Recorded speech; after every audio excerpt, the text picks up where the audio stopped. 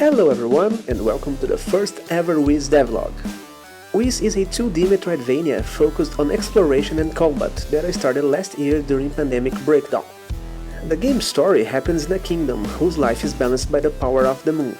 There are other wizards besides Wiz and each one of them has specific powers. The lore is becoming huge really fast, but here's a summary. The Dark Wizard went crazy, stole the Moonstone, stole your wolf that balanced the moon power, and you need to fix everything. You control Wiz, the Light Wizard. Wiz's power source came straight from the moon, but since Dark Wizard stole the Moonstone and the world became unbalanced, you will start the game weak and eventually we will unleash your full power as you gain new abilities exploring the world. These are the tools that I'm using to make Wiz. Sprite is the software that I use to make pixel art. Unity is the game engine that I'm using to develop the game on. Fmod for everything audio related. By the way, I still need to learn and implement Fmod to my project, but that's what I'm about to do in the next couple of weeks. And Masterplan for project management.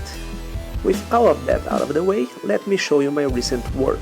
I created an elevator system that's going to be used across the game. The elevator sprite will be different for each region, and this one is used inside a tree. When Wiz is near an interactable object, I created a system that shows the player that he can interact with this object. I made the system generic so it can be used with locked doors and gates, moonshards, entrance, and to start dialogues as well. It's a very simple system using triggers, but the game was lacking it. These are the temporary sprites that shows in the game when Wiz is inside a trigger that's interactable. Another simple thing that I did this week was a money rocks system. In the game, Wiz will find money rocks spread across the land. When you hit the rock, you get money from it, plain simple and creative. I created a money that looks rough and unpolished, and there's a region in the game that's going to show the orange of these rocks. I love doing anything that involves particles, so I took my time on this one. I also had a few issues with the money collider, since I used two colliders.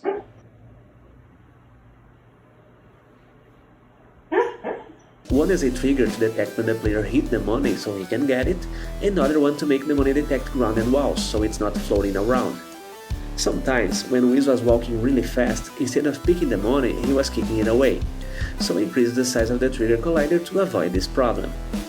After a lot of fine adjustments and trying to find the right feeling for it, this is how the final version of the money rock system looks so far. It's pretty satisfying to hit it, and I'm gonna keep it this way for now. And that's it for this video. On the next one, I'll probably going to show you the development of the first boss of the game. I'm also planning to release videos every Sunday, so subscribe to the channel to catch more Wiz devlogs. I'll see you in the next one.